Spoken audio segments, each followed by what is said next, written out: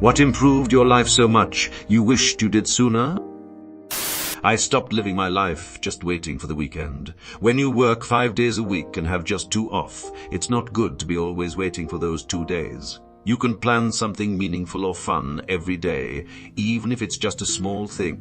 Edit. Wow, thanks for all the awards. I'm glad others have found this comment helpful. This is actually a life hack. Trust me. Life is a marathon, not a sprint, and you must find a way to enjoy every day. At the end of the day, you should say, it was a great day or day well spent. Got a divorce. Flossing. Actually, I use a water pick now.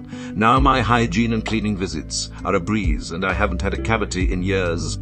Also, periodontitis is strongly linked to a whole host of diseases like dementia, E. tepsi, W. nubmi, nemni guff, McArticles, Pamosate 297,088, and heart diseases. TEPS, Hallview, Health Harvard Edu Heart, health gum disease and heart disease. The common thread, I guess flossing is a hugely underrated health intervention.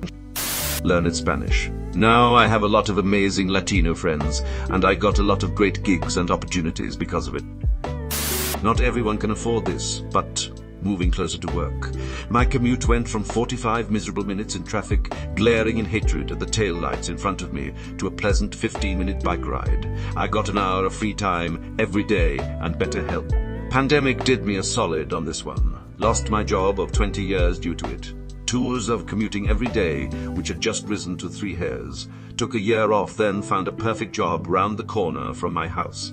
4-mile walk. Absolute game changer. Took a 20 pay cut, but we sold my commuting car, and with the price of fuel, what it is, we're actually considerably better off. The 3 haws saved commuting means extra time with my wife and kids. I'm very happy. Dude, I've been a full-time, 50 hours a week, Lyft driver for over 2 years, and I just got a whiff with great starting everything, and I couldn't be happier. I still got to drive for a couple weeks, but I'm done with the road.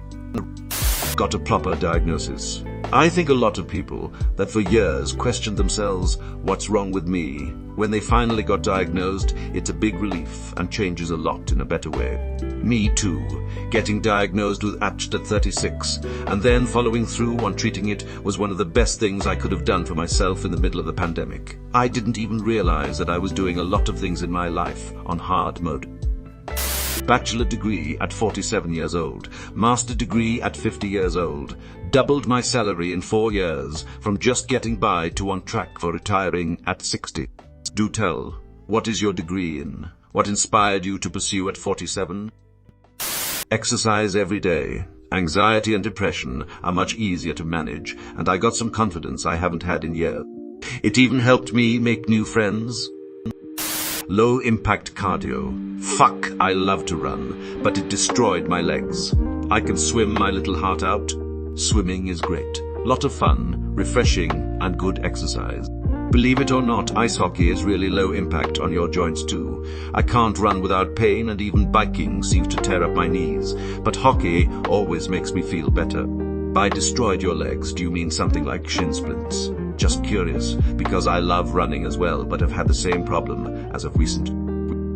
When I was told that I would lose my eyesight, it made me pay more attention to how beautiful the sky was. I can still see, and I enjoy watching the clouds on a level I can't even explain. Edited. Thanks to everyone for the love. You all have made me very happy. Finally talking with my, then, new family doctor about my misuse of decongestant nose spray. He told me it's a common issue and that there's help. 1.5 years of tapering off, and 2 surgeries later, I used bad nose spray for the final time. I could kick myself for not talking about it for more than 20 years. Edit. I am working my way through the comments and questions. I posted it before going to bed and didn't expect much reaction. So, the addiction's name is rinitis medicamentosa. So it's not an addiction like alcohol. In the way there's a reward system in your brain, but it's a self-sustaining process. You have an infection and take nose spray. If you do it more than a few days, the reason why you took it at first is gone, but these sprays mean the nose clogs again. So you take nose spray against nose spray, which got worse and worse over the years. Many asked which spray I took. I largely gave up talking about any names in this regard. By definition of stereotype, every Redditor except me is from the us. So your stuff has different names in the store than the German stuff I took. The nose spray I used is sold in Germany as Nasik, which has xylometazoline as main active agent. Some others asked about the surgeries, so here is more about the process. My new family doctor sent me to an ent for help. He mentioned that next to the effect of the addiction, there's often a background to it. Turned out my concha were enlarged and my septum deviated. I must have broken my nose once. The ent insisted it must have happened, although I didn't know it. Maybe when I fell off my bike as toddler or so. Both limited how much air could pass and made it even more prone to clogging, which was boosted by the misuse of Nesic. The concha were cauterized, so a small intervention, about 30 minutes, a few days sick leave. The septum deviation was corrected via full anesthesia surgery in the hospital by the ent 2-week sick leave. The process took so long as the ent started with tapering off by flooding with nose spray. With hay fever and sea salt ones, effect, reducing bad nose spray from 5x a day to 1 tux, then cauterizing, after which the nose needed to heal, reducing it to heal, reducing it to 0 once per day before the surgery. As the septum deviation is done in hospital, I needed to wait a few weeks until I could do it, and afterwards the nose needs some weeks to heal again. I started flower gardening. Really relaxing, you will see results all summer, lots of successes and failures, but failures bring improvements. And I listen to audible books while I'm at it sometimes. Especially great if you have a desk job. Eat it. It's so nice to know so many are enjoying gardening. I had no idea it would be a Reddit thing. I've been growing produce on my apartment balcony for the past couple years, and it's been a fun learning experience. Plus, eating food picked a whole 15 feet away from your kitchen is kinda cool too. Poo. This year is my first year attempting some tomatoes. Wish me luck. Quitting drinking is the best thing I've ever done for my mental and physical health, and it's done nothing but improve my relationships. The last year and a half have been the best I've ever had. I'm on day 19. I feel the same way. I quit when I was 29, and my whole life changed for the better. I remember all my nights and celebrations. I no longer had to make a list of people to apologize to every morning after a get-together or party. 10 out of 10 would recommend. Daily exercise. It doubled my energy for an hour out of my day, and that's just the benefit you get now. You have no idea the dividends you'll collect on that as you age. The key to aging gracefully is in staying active. You promise? I keep meaning to start, but I never have the energy. Doing at least one chore a day. You would be amazed at how well getting something done, even if you hate it, can fight back against certain depressive mentalities, particularly the ones that convince you you're useless or are a burden. This is great advice. For me, a triple 30 worked wonders. Every day spend 30 minutes cleaning, chores, 30 minutes exercise, and 30 minutes of self-improvement, which could be anything. Air, practicing guitar. Get home from work, knock off the triple 30 in 1.5 hours, and oh man, the sloth. After that feels so good and so earned. And what's 1.5 hours? Nothing. Highly recommended. Edit, not only does it annihilate your housework, its biggest effect on me was kicking the ass of my depression and anxiety. It's not gone, but so much more manageable. Edit 2, thank you for the awards.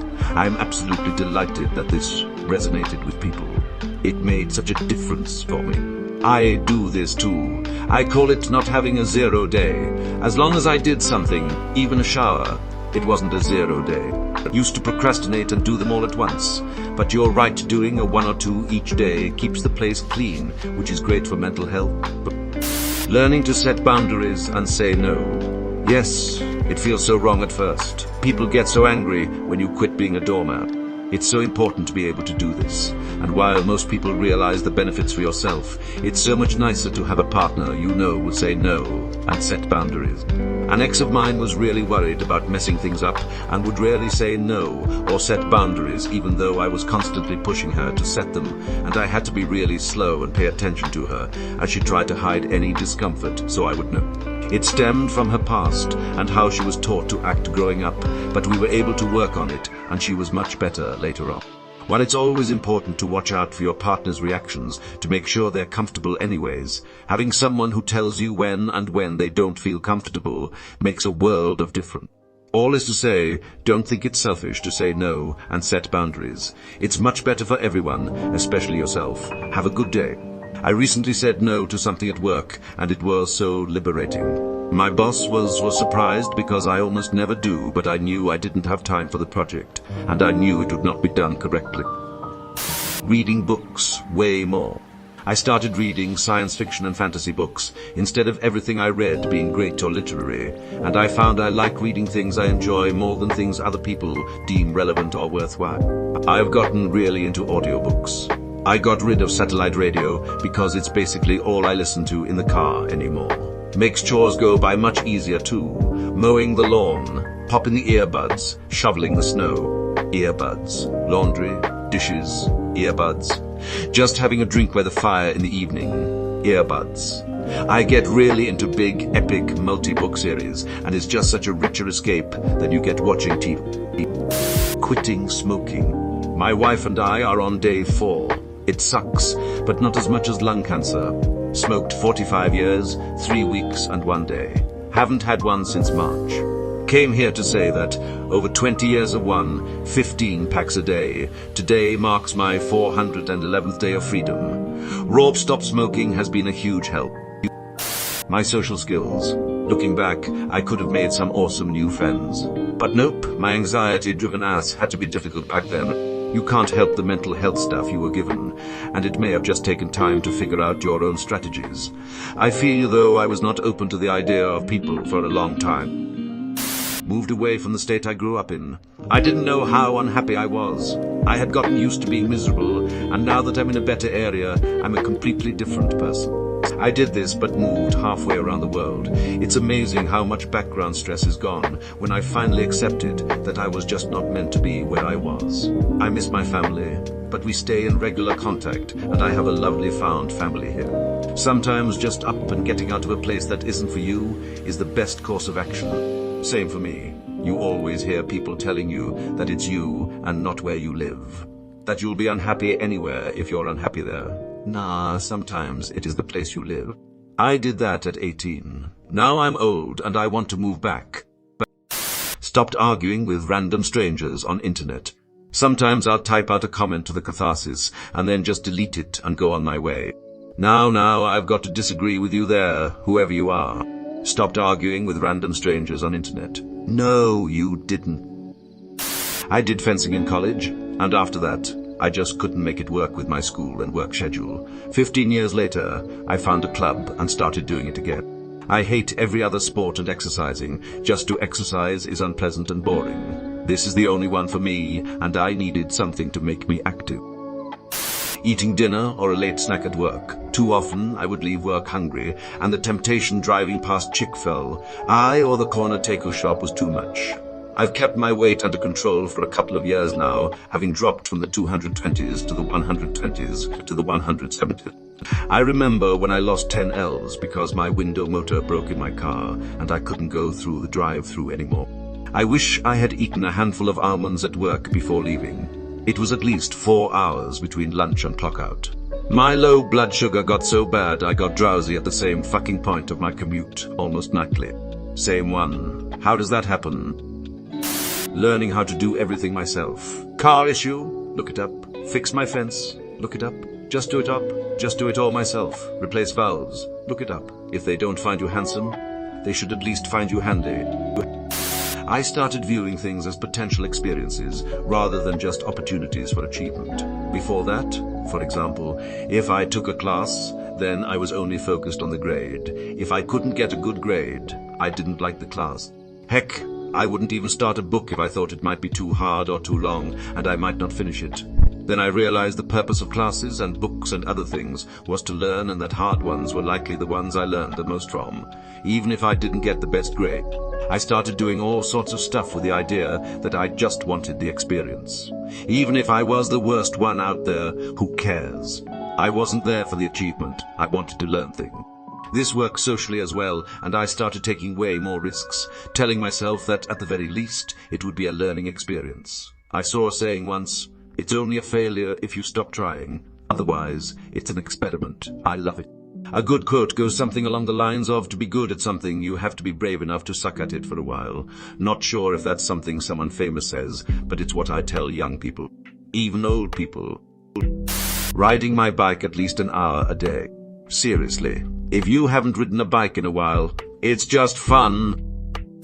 Quitting drinking. Everything is easier these days. Coming up on 4 years. 3.5 with 2 slips. Fuck it, I don't count them. Listening to the sound of rain to fall asleep. Yes, absolutely. Moving out of my home country. Got a bitter toilet attachment. There's nothing like having a clean ass all the time. It also ruins your life because you can never poop anywhere else but home. Finding the right therapist. Been in since I was 9 and found the right one at 23. It's only been maybe 6 months, but I've already unpacked so much more trauma in that small time than I did all the other years wasted in therapy. Getting a rough 40-hour-week job. I was working like 55 hours a week in a warehouse before.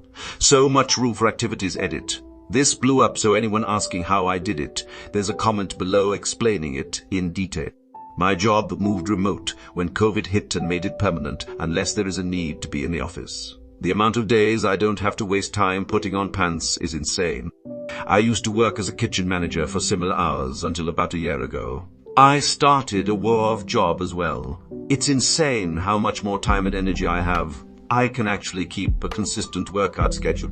I'm eating well because I'm not burnt out on cooking. I can keep up with my hobbies better than I ever have in the past. It's wonderful. No one has said it yet, but laser eye surgery. Best money I've ever spent. Had mine a month ago. Well, annoying for the first 2 weeks or so, but definitely worth it. So freeing not scrabbling around for my glasses first thing. Got mine about 6 years back and still have 20/20 vision. No more glasses fogging up. No more weird moments when you cannot wear your glasses for some reason. No more money spent on buying contact lenses, cleaning solutions, and all the other costs. On the negative side, you want actual lasers out of your eyes.